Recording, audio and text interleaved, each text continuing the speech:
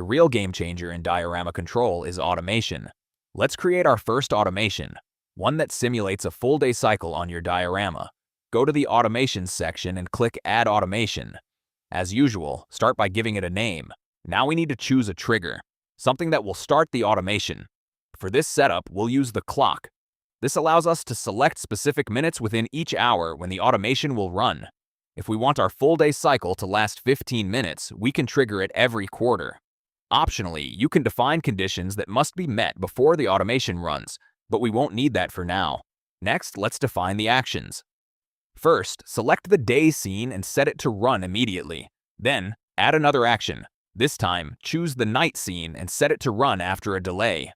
Since our full cycle is 15 minutes, night should begin after 7 minutes and 30 seconds, which equals 450,000 milliseconds. Click Add, and that's it.